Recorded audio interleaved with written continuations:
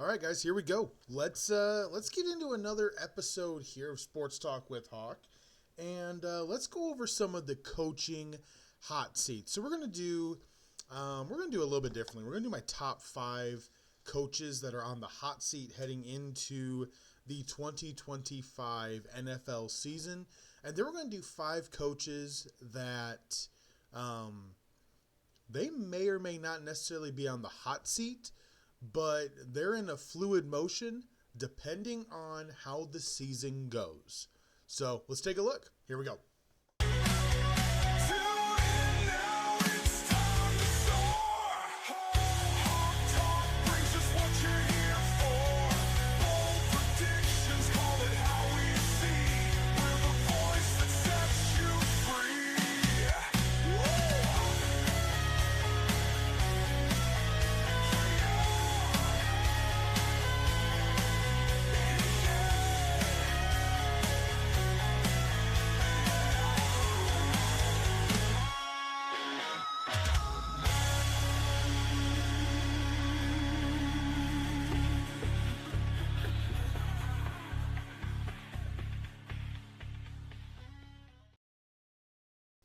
All right, guys, here we go. Let's jump into this. So why I'm doing a top 5 hot seat and then a top 5 kind of in a fluid position is because every year we have 6, 7, or 8 head coaches get fired. And some of them are just because the season didn't go the way ownership thought it should or hadn't progressed the way that it needed to.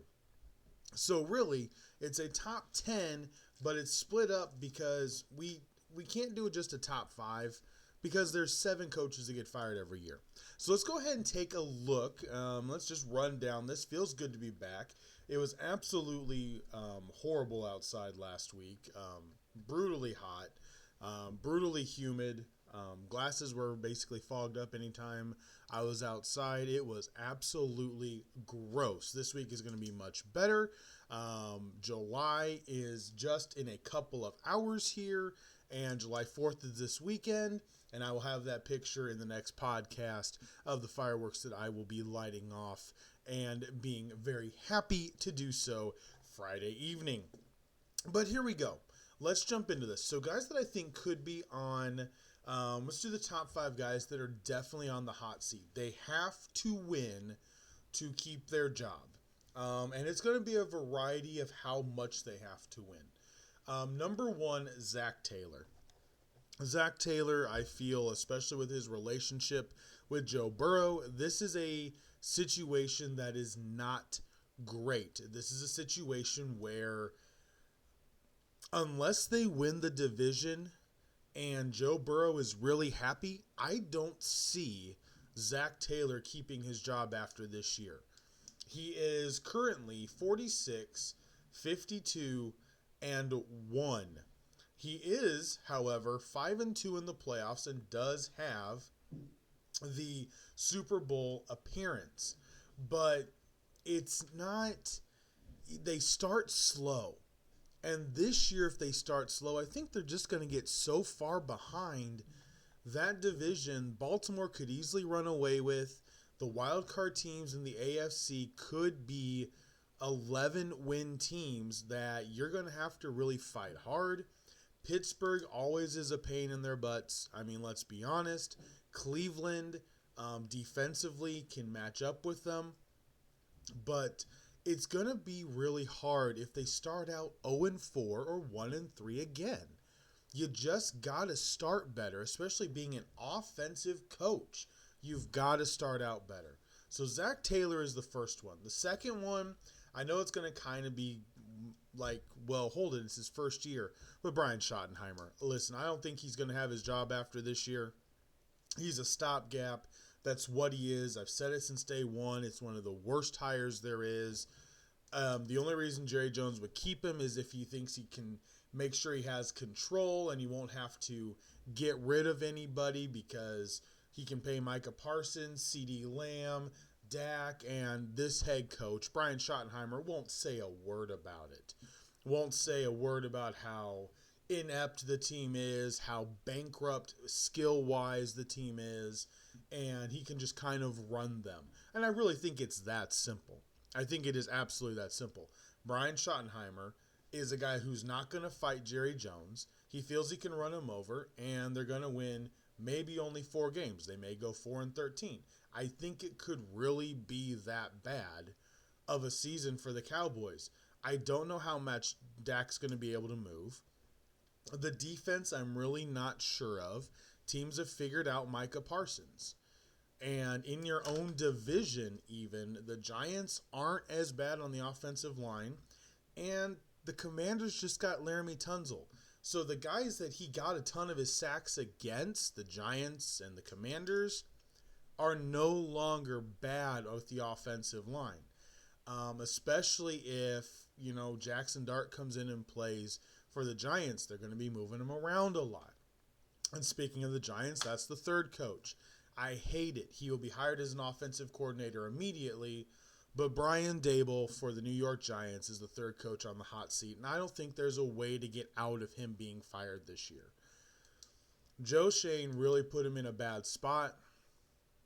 Mara, the owner, put him in a bad spot, and he's done the best that he can. I love Brian Daboll as a coach. Absolutely love him. He's 18-32. He won Coach of the Year. He has a playoff berth. It's just been with the New York Giants, who are turning into a very, very, very dysfunctional organization. And it's not what they were. It's what they've become. And it's not good. Your blue bloods cannot be a mess. Like that's the thing about the NFL is you've now got the Midwest Kansas City Chiefs. You've got the Buffalo Bills being some of the biggest draws there are. And then you've got the Detroit Lions are back. The LA Rams are always good, but they're a really well-run organization. The Green Bay Packers from Green Bay, Wisconsin are a blue blood. Like, the NFL is just different, but the New York Giants are a staple of football history, and they're just a mess right now. And it really is just an absolute mess. So Brian Daboll, unfortunately, is definitely on the hot seat. Another guy, if you go south to sunny Florida, Mike McDaniel. And the trade today, oh my gosh, the trade today, I really have no clue what they're doing. So this is a guy, he's 0-2 in the playoffs. He's 28-23 in the regular season. So I get wanting to get rid of Jalen Ramsey. You brought back Minkah Fitzpatrick. I don't know what the Steelers were doing. That trade absolutely blew my mind. Getting Jonnu Smith is one thing, but Freiermuth, I don't think Freiermuth is that off of Jonnu Smith. Unless you really, really don't trust that anybody else on the Steelers is going to be able to step up. If you really think your offensive line is going to be as bad as the Dolphins is last year, which would be a relief, because then the Steelers are at least acknowledging, hey, we screwed up and we have no offensive line. So we need Jonnu Smith to be a tight end like he was in Miami and be able to get quick passes, and hopefully he can break tackles and make some plays like he did last year. With that being said, Mike McDaniel is kind of set up to completely fail this year. Not going to lie. It's bad. Their defense is bad. Yes, even with Fitzpatrick, they got a safety, but so what? If I were Minkah, I would figure out how to get traded out of there again immediately. I really would. I'd be like, trade me for picks, whatever. Just start over. You're going to underachieve. Tyreek Hill, Jalen Waddle, and Tua can't play in cold weather. Tua can't play with any tough defense. The offensive line isn't great. The defensive line, I love it. I do love Kenny Grant. I'm hoping that the next coach can unlock some of the potential that's on this team. They got a really good running back room. But Mike McDaniel's on the hot seat, and I don't see it getting any cooler. He could be fired early. he's actually one that I will say could be fired by Thanksgiving. If they end up going 2-7, 2-8, he could easily be fired. Like this could unravel really, really quickly. All right. The last guy that I believe is on the true hot seat right now. This is a little bit different of one. This is a little bit different, but Shane Steichen. And I'm not necessarily sure because of Jim Irsay passing away. But he has no playoff appearances, and he's 17-17 as a head coach through his 2 seasons. Offensive coach. They drafted AR, and he doesn't have a playoff appearance. He's lost to the Texans both times. DeMeco Ryans, who came in with him, is 20-14 and is 2-2 in the playoffs. Okay? So the one that came in the exact same year, arguably with a worse team, the Houston Texans.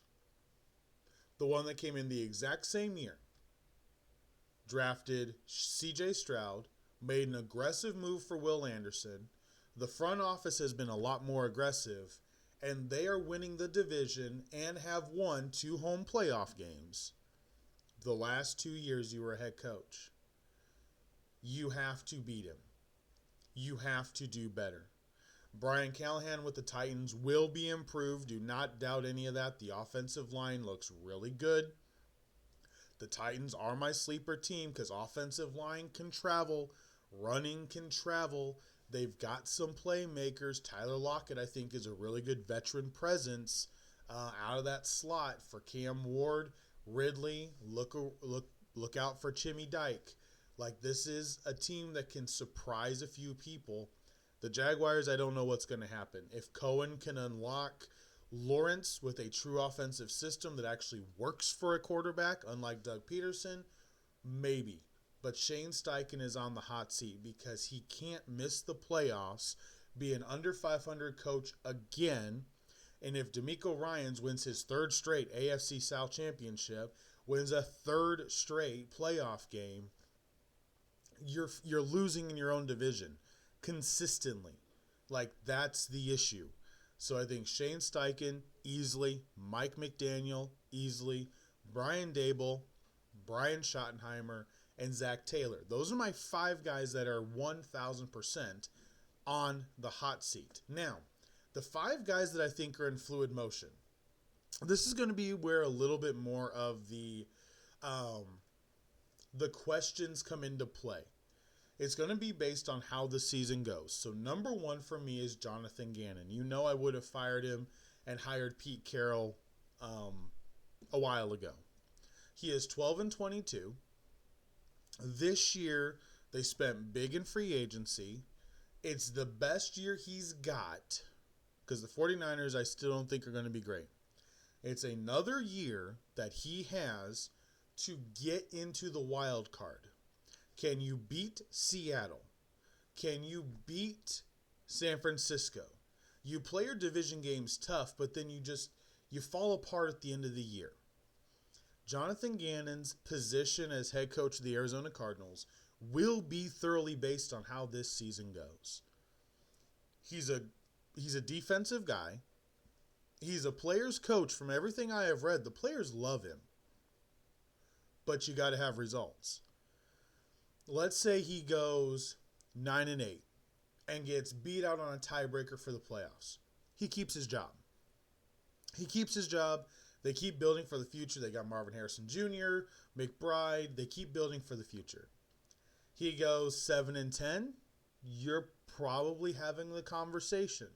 He goes 5-12. I think he's gone. So Jonathan Gannon to me is the number 1 guy in a fluid motion. The other guy is Raheem Morris. The Atlanta Falcons have their young nucleus. They are being doubted by everybody once again. Last year they were the consensus number 1 pick for that division. This year they're like, oh, never mind, it's Raheem Morris. We're done. And it's because of Raheem Morris. It's not because of anything else. You have Penix. You have Robinson. London, you have Pitts, who at the end of last year with Penix was starting to play a lot better. Darnell Mooney, you drafted Pierce and Walker on the defensive side of the ball. You are expecting to make a leap defensively. You have to win 10 games if you're the Falcons. You have to be that team that's just faster and younger than the Buccaneers, because the Buccaneers are getting older and they're always injured. You have to be that team that once again sweeps the Bucs. You have to sweep the Panthers. Stop losing a game to the Panthers. You have to own this division, win this division, and move on. You got to sweep the Saints. You got to sweep the Panthers. You got to sweep the Bucs. You got to go 6-0 in your division and win. If you miss the playoffs at 7-10, Raheem Morris is fired. 1,000%. Raheem Morris is fired if he misses the playoffs. You cannot do that with this young nucleus that they have and miss the playoffs. So number 1 is Jonathan Gannon. Number 2 is Raheem Morris. Number 3, I'm going to say, is Sean McDermott. And the reason for this is really simple. You can't go backwards. So you've got to at least make the division series against Mahomes, Lamar Jackson, or the AFC Championship game. Okay? One of those two. You can't go backwards. You can't lose in the wild card. Sean McDermott is 7-7 in the playoffs. He is 86-45 as a head coach. He has 7 playoff berths, and he's won 5 division titles as a head coach. But you have been outcoached consistently in big games. Consistently. I have the Bills winning 14 games, getting the number 1 seed. If that's the case, everything goes through Buffalo, and that is exactly what you want. But if it doesn't, you have to get over the hump this year. You have to. This is the time for you to figure out what you've messed up the last 3 years, what you've messed up on previously, and get over that hump and make the Super Bowl. If he makes the Super Bowl, nobody talks about it. He'll get outcoached in the Super Bowl by Sean McVay, whatever. But if you miss the Super Bowl again, getting outcoached badly because of something you're doing, then I could easily see them going, who's out there that is on the same level that we can bring in to just get us over the hump? The Broncos did it. Okay? Multiple teams have done it. I mean, the Bucs fired Dungy, hired Gruden. Sometimes it's just a different coach that can make that move and get in. So that is number 3. Number 4 is going to be another first-year coach. And it's because I don't trust the organization. And that is Liam Cohen. That is Liam Cohen. If the Rams end up with the number 2 pick in next year's draft because the Jacksonville Jaguars go 4-13, and it's not because Trevor Lawrence is injured, I could easily see Liam Cohen getting fired after a one and done. It's not normally what Khan does, but I don't trust that ownership very much. I don't trust the ownership. If he goes 4-13 and the Rams end up having that second pick in next year's draft, Stafford may be traded and they could just be moving on and going, all right, here we go. Let's go get our next quarterback of the future that's going to be cheap, and now you're all set. Multiple ways to be able to do this. But Liam Cohen, I think, is actually in a fluid position. Although he's your number one, I think it's still a fluid position for him. Absolutely a fluid position for him. And that brings us to the 5th and final coach. The 5th and final coach is going to be Mike Tomlin. Mike Tomlin is 8-11 in the playoffs. He does have a Super Bowl championship. Okay, he is 183-107 as a head coach.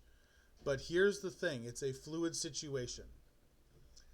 You have basically right now, with what James Harrison just came out on the podcast and said, you now have it out there that the Steelers are only buttoned up as an organization internally, not externally. There's not a lot of control. Tomlin is such a player's coach This now explains why they can't ever have receivers really work out. The divas just don't make it because there's no safeguards. There's no guardrails for these guys. So for me, it is an absolutely huge issue if the Steelers go 7-10. The Pittsburgh organization will have to look at moving off of Mike Tomlin. And I think they will, especially if they're embarrassed. If they lose both games to Baltimore, if they lose the game to Cincinnati and a game to Cleveland, and they don't even look competitive against big teams, I could easily see them going, we can't do this anymore. There is a little bit of pride in that organization, and they will want to keep that. So altogether, I think Mike Tomlin's fluid motion is really probably the most accurate based off of how this year goes. He's made the playoffs 12 times, but they haven't been competitive the last 7. Like, it's just been, yeah, you expect them to get blown out. It's been, this last year, double-digit underdog. The Pittsburgh Steelers as double-digit underdogs. I would trade TJ Watt. If teams are making a trade for TJ Watt, trade him. I would reset. You've got Aaron Rodgers for a year. I would reset. Reset now. Get that trade for TJ Watt. Jalen Ramsey's expiring contract. Jonnu Smith has a good deal for the future as a tight end for any young quarterback starting next year. I would trade TJ Watt. Do it now. Get the money for him. Let somebody else pay the extension. It's going to be outrageous, but let somebody else pay the extension. So there you go, guys. My 5 head coaches that are on the hot seat and the head coaches that are in a fluid motion based off of how this year goes. Man, it feels good to be back. Kids are on summer vacation. It's a lot harder to be recorded. A lot of stuff going on. Outrageously hot last week. We were at the pool, doing some other stuff, just hanging out. Football is right around the corner. We're 3 weeks away from almost every team reporting.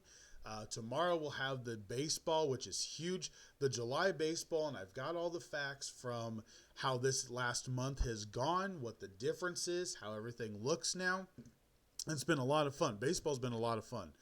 And so tomorrow will be the baseball update. But absolutely fantastic to be able to get back on this glorious Monday. Have a fantastic Tuesday and make it the best day that you can.